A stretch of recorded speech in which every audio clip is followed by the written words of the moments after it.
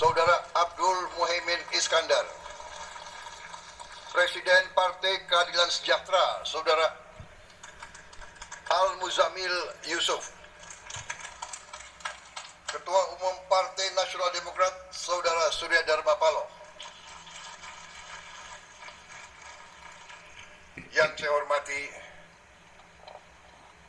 rekan-rekan pers media, para tamu undangan, dan saudara-saudaraku sebangsa dan setanah air, seluruh rakyat Indonesia yang saya cintai, dimanapun engkau berada.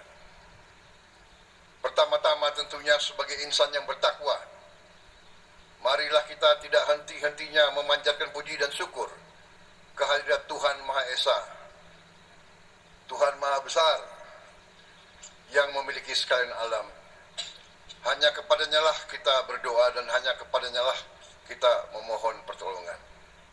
Atas rahmat dan karunia-Nya, hari ini kita dapat hadir pada sidang penyampaian keterangan pemerintah atas rancangan undang-undang tentang APBN tahun anggaran 2027 beserta nota keuangannya dalam keadaan sehat, damai, dan dengan penuh semangat pengabdian dan cinta tanah air.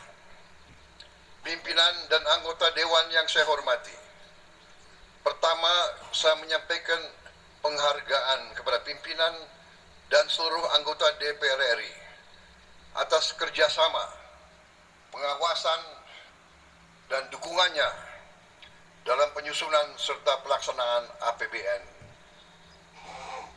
APBN bukan sekedar dokumen keuangan negara. APBN adalah alat perjuangan kita. APBN adalah instrumen untuk melindungi rakyat, alat untuk memperkuat bangsa, alat untuk mewujudkan cita-cita kemerdekaan dalam mencapai kehidupan yang lebih baik. Jika dahulu para pahlawan berjuang agar bangsa Indonesia memiliki negara, hari ini tugas kita bersama adalah memastikan bahwa negara kita berhasil. Negara kita dapat memberi peningkatan kualitas hidup bagi rakyat kita. Negara kita hadir dalam kehidupan setiap rakyat kita. Negara kita hadir ketika petani membutuhkan pupuk, membutuhkan teknologi. Negara hadir ketika nelayan membutuhkan kapal dan tempat penyimpan hasil tangkapannya. Negara hadir ketika buruh membutuhkan perlindungan dalam bekerja dan berkarya. Negara harus hadir ketika anak-anak membutuhkan makan bergizi dan sekolah yang baik. Negara harus hadir kalau keluarga membutuhkan rumah, air bersih, listrik, pekerjaan, layanan kesehatan, serta perlindungan pada masa sulit. Kemerdekaan belum selesai hanya karena bendera kita, bendera merah putih, telah berkibar. Kemerdekaan harus terasa di meja makan rakyat kita. Kemerdekaan harus terasa di ruang kelas anak-anak kita. Kemerdekaan harus terasa di puskesmas dan di rumah sakit dan di masa depan setiap keluarga Indonesia. Itulah makna APBN sebagai alat perjuangan. Setiap rupiah yang dikumpulkan oleh negara harus kembali menjadi harapan yang nyata bagi rakyat kita. Saudara-saudara sebangsa dan setanah air, kita memasuki tahun 2026 dalam keadaan dunia yang tidak menentu, yang tidak mudah. Harga energi di seluruh dunia meningkat karena perang. Suku bunga global tinggi dan bisa naik. Nilai tukar berbagai negara tertekan dan ketegangan geopolitik mengganggu perdagangan dunia. Namun di tengah tekanan tekanan dan ketidakpastian global tersebut. Kita bersyukur perekonomian kita tetap berdiri tegak. Ekonomi kita pada semester pertama tahun ini tumbuh tertinggi dalam 13 tahun terakhir. Inflasi masih tetap terkendali. Permintaan domestik tetap kuat. Yang lebih penting, APBN kita bekerja optimal. Hingga akhir Juli 2026, pendapatan negara tumbuh tinggi 21,3% dibandingkan periode yang sama tahun sebelumnya. Ini peningkatan yang cukup signifikan. Belanja negara tumbuh kuat 18,2%. Belanja kita arahkan untuk menjaga daya beli rakyat, memperkuat pelayanan publik, dan menggerakkan ekonomi. Walaupun belanja negara tumbuh, defisit APBN tetap terjaga hanya 0,91% terhadap produk domestik bruto. Ini adalah bukti bahwa keberpihakan kepada rakyat dapat berjalan bersama dengan disiplin fiskal. Kita tidak memilih antara pertumbuhan dan kehati-hatian. Kita memilih kedua-duanya. Kita tidak memilih antara membantu rakyat dan menjaga APBN. Kita melakukan kedua-duanya. Pimpinan dan anggota dewan yang saya hormati dan saya muliakan. Dunia melihat dan memantau sikap kita. Pada tanggal 13 Juli 2026, salah satu rating agency internasional yang kesohor, Standard & Poor's, mempertahankan peringkat kredit Indonesia BBB, BBB dengan outlook stabil. Ini pengakuan dunia terhadap kokohnya perekonomian Indonesia, dan Indonesia tetap berada pada kategori investment grade. S&P bahkan menilai Indonesia memiliki prospek pertumbuhan ekonomi yang kokoh, kebijakan makroekonomi yang secara umum berhati-hati, serta beban utang yang relatif prudent dan sustainable dibandingkan negara-negara setara. Ini bukan kata pemerintah, ini bukan kata saya, ini penilaian mereka terhadap kita. Mereka juga menilai bahwa upaya pemerintah memusatkan pengelolaan sumber daya alam kita dan menutup kebocoran di sektor sumber daya dan mineral dapat meningkatkan penerimaan negara serta devisa ekspor. Mereka secara khusus menilai positif peran Danantara dan potensi PT Danantara Sumber Daya Indonesia DSI dalam memberantas praktek-praktek under invoicing dan transfer pricing yang sesungguhnya adalah praktek penipuan.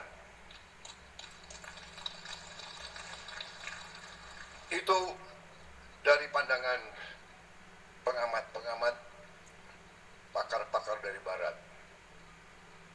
Dari timur, lembaga rating Republik Rakyat Tiongkok, China Lianhe Rating, justru memberi rating AAA, stable,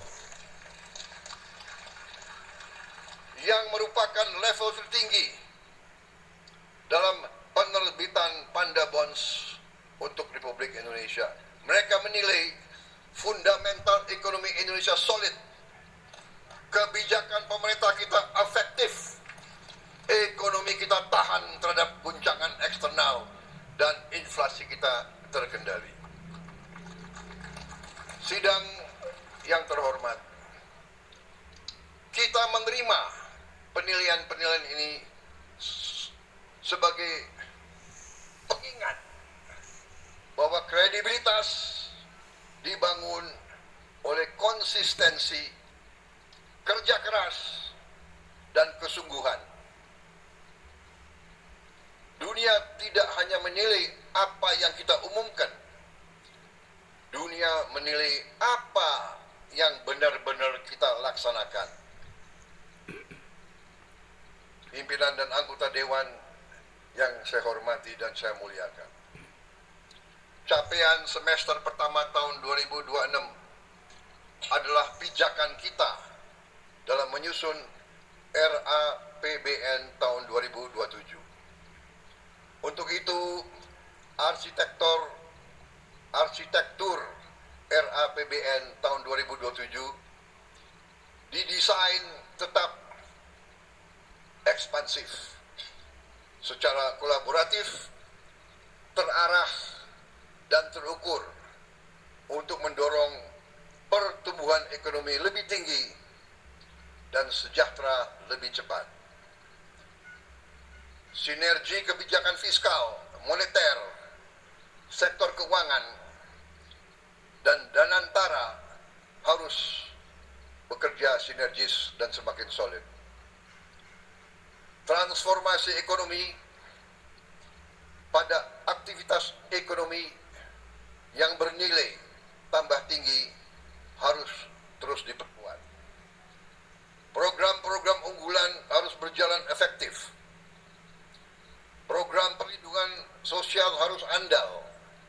Pemberdayaan bagi UMKM harus terus digairahkan. Dukungan untuk petani, nelayan, guru, dan tenaga kerja yang rentan juga harus diperkuat. Harmonisasi kebijakan pusat dan daerah harus semakin baik dan semakin kokoh. Pemberantasan korupsi dan penegakan hukum harus terus ditegakkan tanpa pandang bulu. RAPBN tahun 2027 kita fokuskan untuk 8 program kerja prioritas nasional atau PKPN, yaitu kedaulatan pangan, kemandirian energi dan air, pendidikan, kesehatan, hilirisasi dan industrialisasi, infrastruktur, perumahan, dan ketahanan terhadap bencana, penguatan ekonomi kerakyatan dan pembangunan desa, serta penurunan kemiskinan. 8 prioritas tersebut didukung oleh penguatan pertahanan dan keamanan, penegakan hukum, tata kelola pemerintahan, percepatan digitalisasi, dan diplomasi ekonomi. Untuk menjalankan seluruh agenda tersebut, belanja negara tahun 2027 direncanakan sebesar 4.097,2 triliun rupiah, naik dari 3.842,7 triliun rupiah di APBN 2026. Pendapatan negara diperkirakan mencapai 3.426 triliun rupiah, naik dari 3.153,6 triliun rupiah di APBN 2026. Pembiayaan direncanakan sebesar 671,2 triliun rupiah dengan defisit sebesar 2,40% terhadap produk domestik bruto. Dan ini akan kita usahakan untuk kita tekan lebih kecil lagi. Kita memahami bahwa defisit yang ideal adalah sekecil-kecilnya. Bahkan cita-cita kita adalah anggaran yang berimbang. Angka defisit ini turun dari rencana pembiayaan di tahun APBN tahun 2026, yaitu 689,1 triliun rupiah dengan defisit 2,68% produk domestik bruto. Pertumbuhan ekonomi tahun 2027 ditargetkan mencapai 6%, lebih tinggi dari target